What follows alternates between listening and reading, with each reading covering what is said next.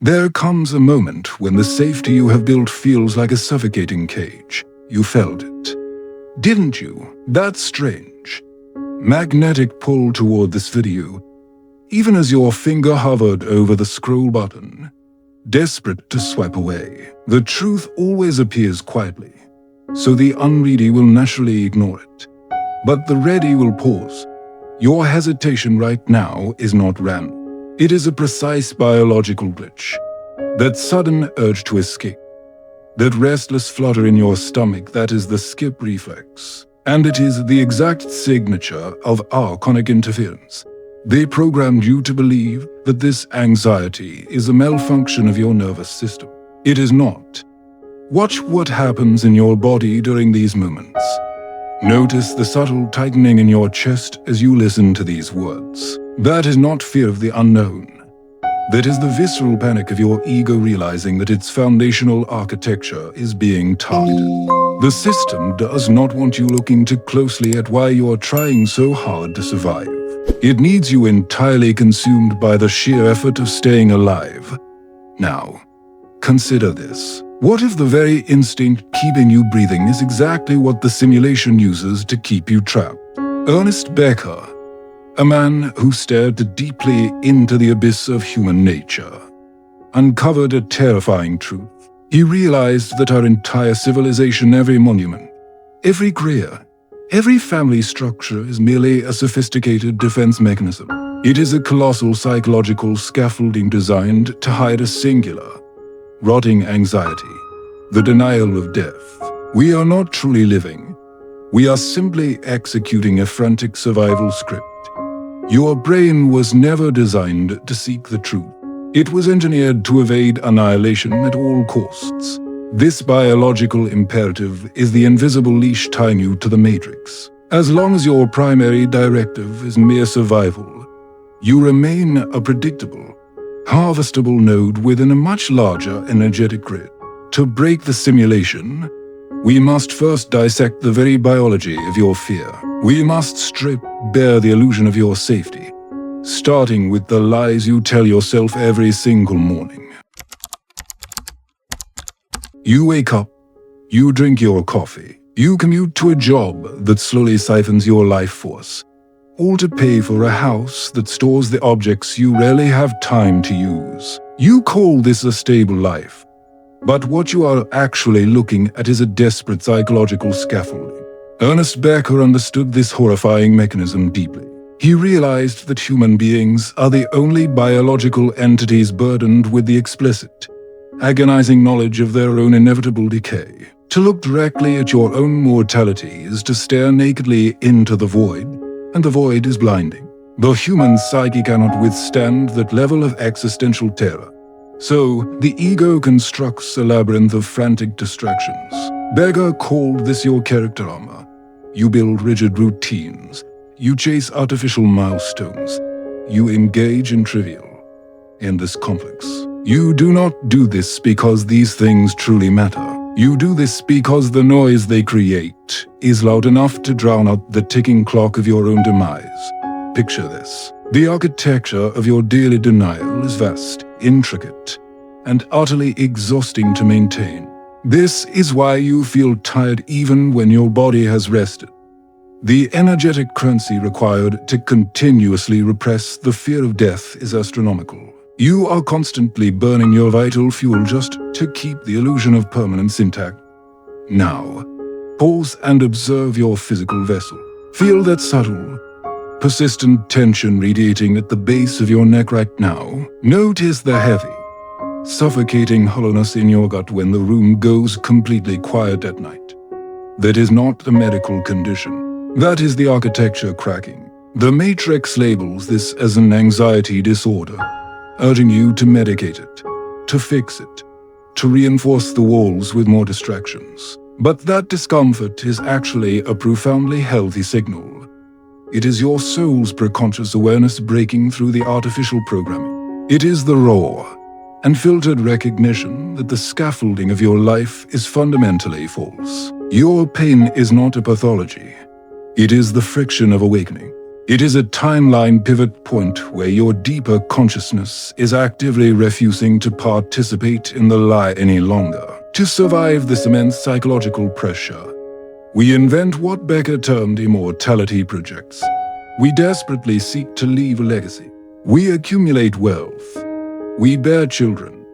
We carve our names into corporate institutions. We want to feel significant, to prove that our fleeting existence meant something permanent. But this very desire for significance is the heaviest chain in the matrix. By trying to become immortal within a temporary, decaying realm, you are anchoring your frequency to the densest, most viscous layers of the simulation. You are not building a legacy.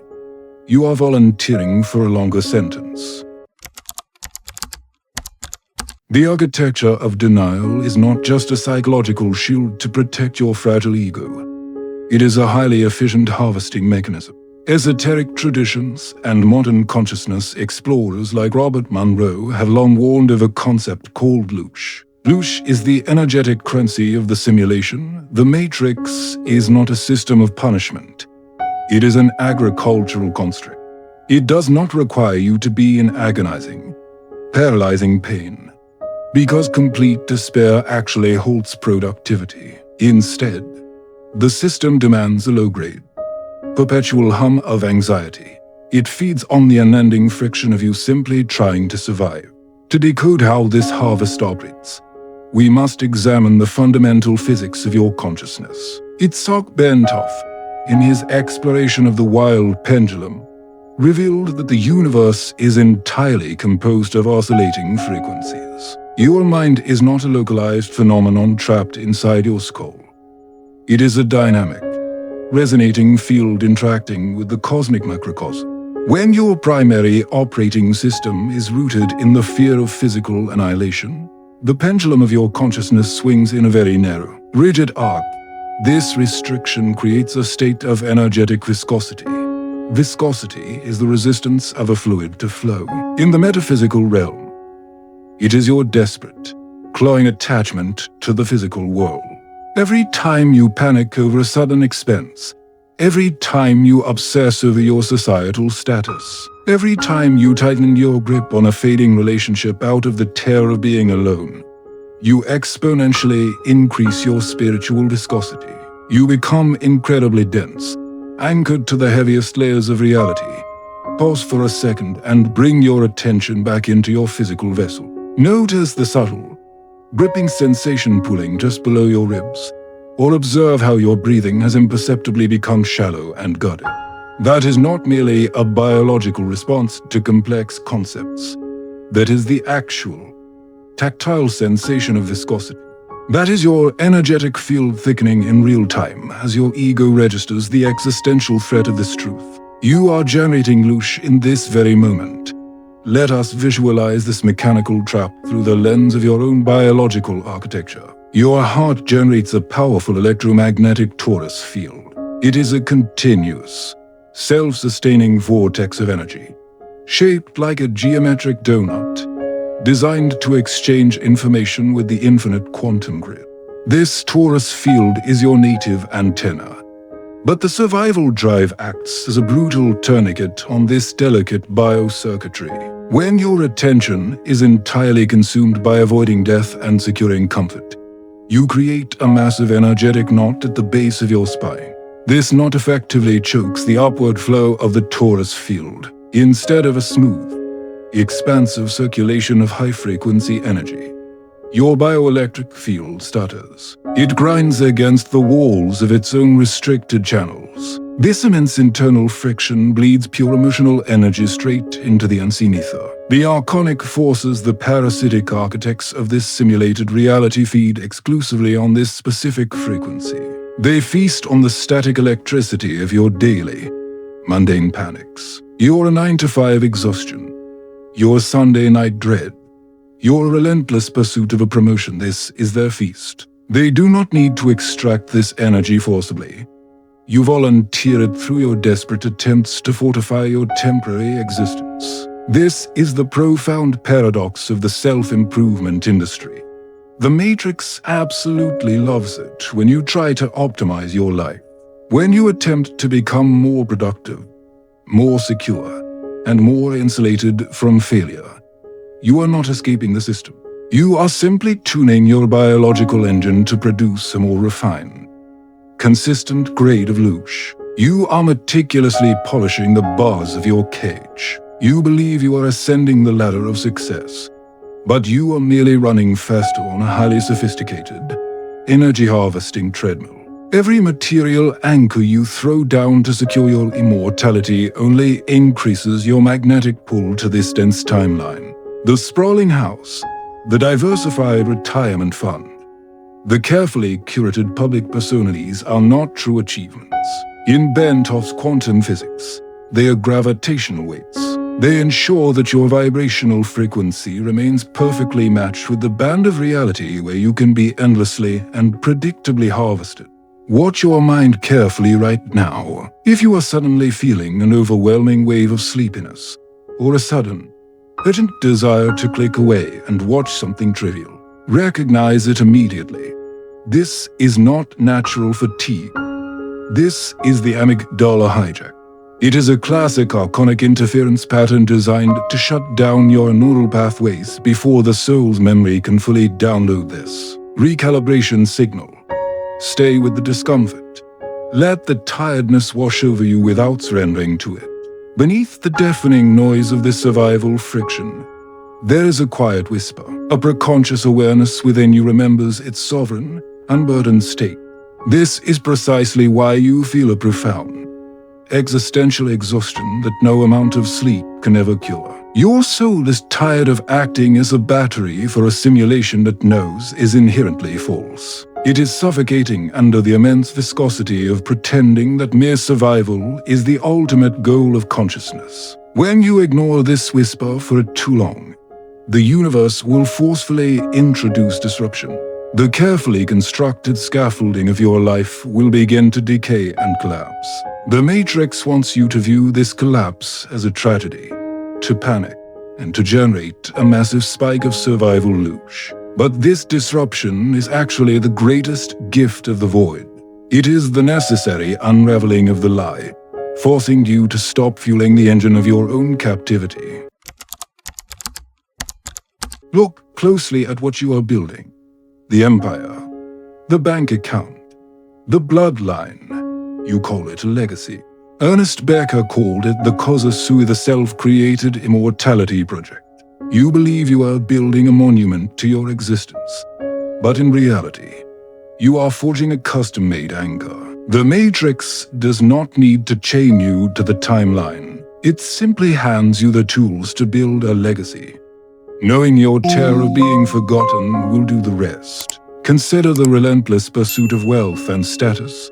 It is never truly about purchasing power. It is a desperate, preconscious attempt to purchase immunity from decay. Every dollar hoarded, every title acquired, is a brick in the psychological scaffolding designed to convince your ego that you are permanent. But wealth is pure energetic viscosity. It demands your constant attention, your constant fear of loss, keeping your torus fuel choked and your frequency perfectly aligned with the archonic feeding ground. Even the sacred act of creating a family is often hijacked by this survival loop.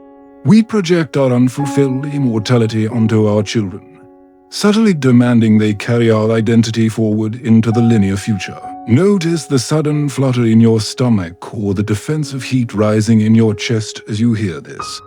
That is the ego recoiling. That is the recognition consciousness identifying a deeply uncomfortable truth.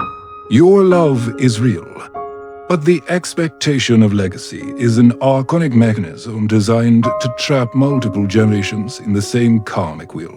This brings us to the profound warnings of Carl Jung.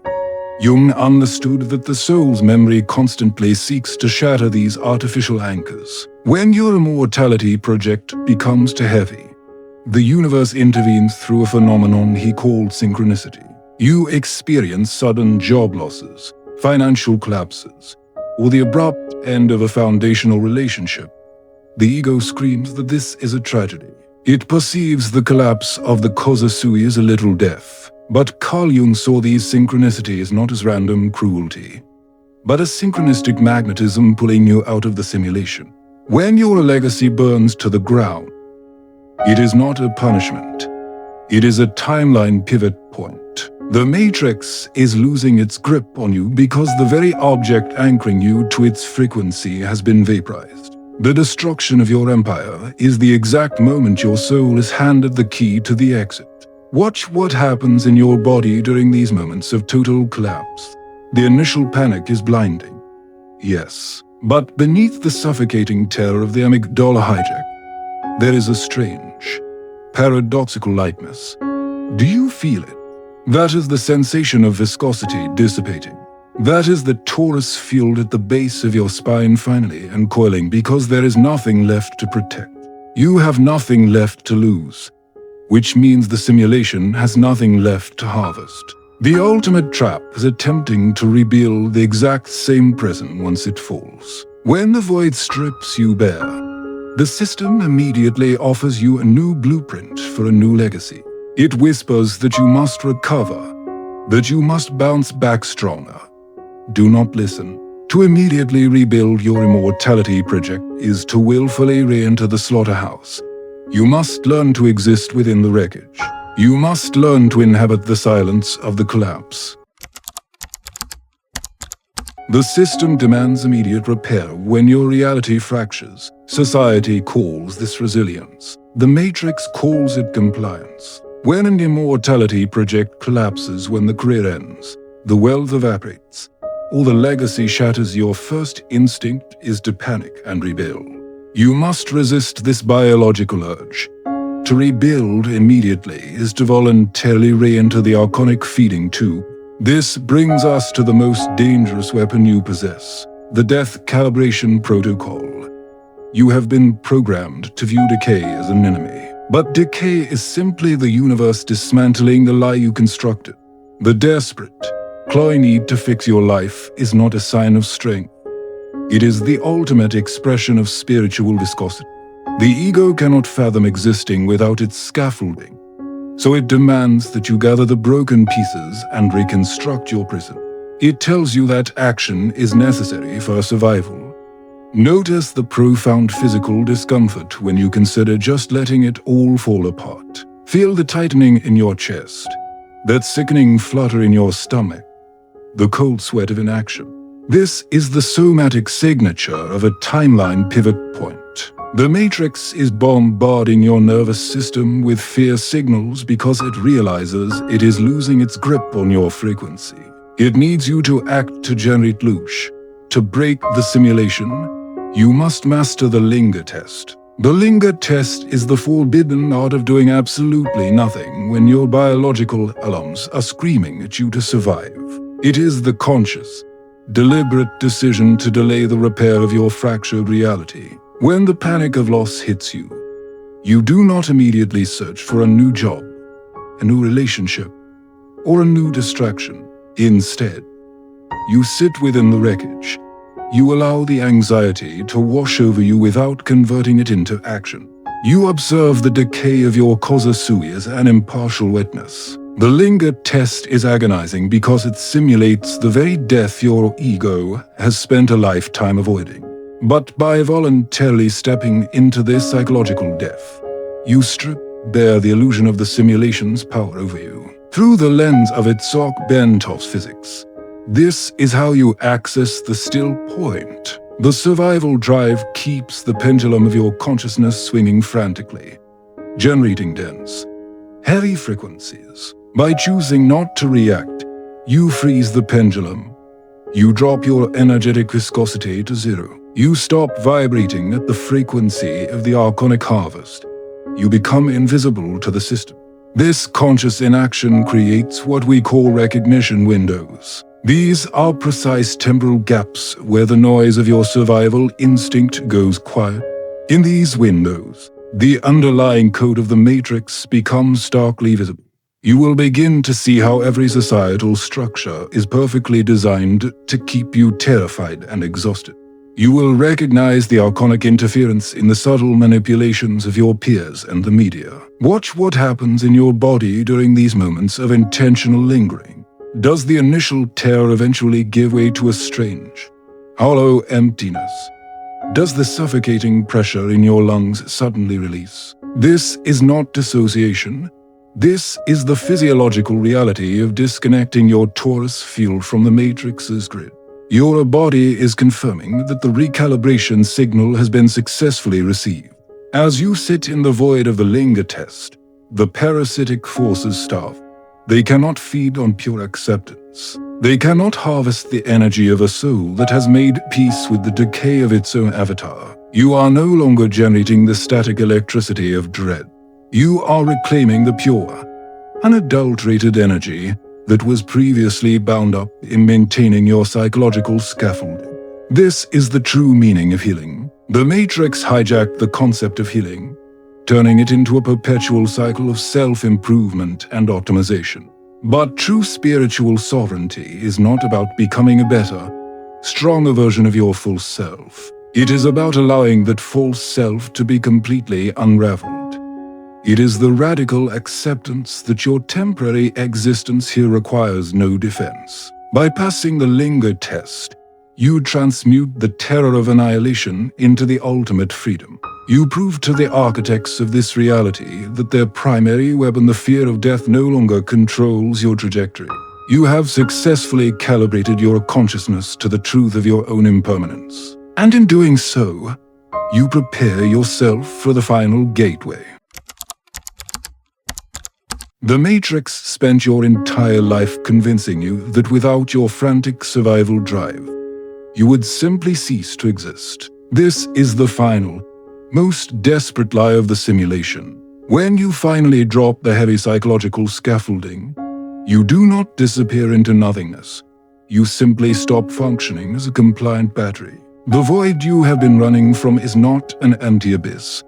It is the ultimate state of sovereign existence. Notice the profound shift in your physical vessel right now as this truth anchors itself. If you have truly begun to let go of your immortality projects, you will feel a sudden, shocking lightness expanding in your chest. That chronic, grinding tension at the base of your skull, the literal weight of your false legacy is evaporating.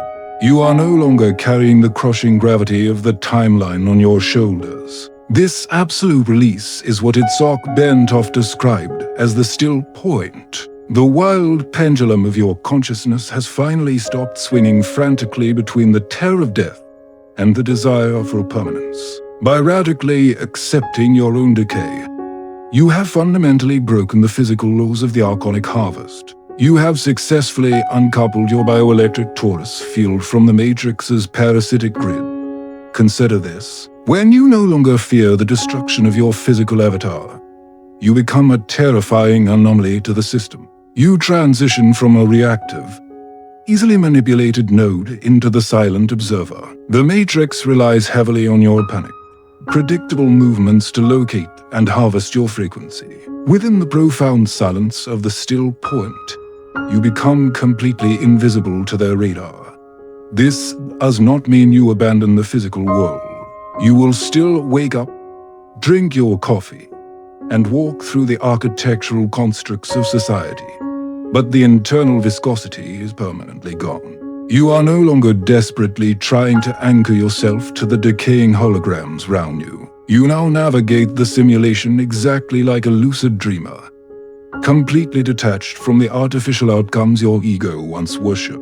Relinquishing the cowardly, biological survival drive is never an act of self-destruct.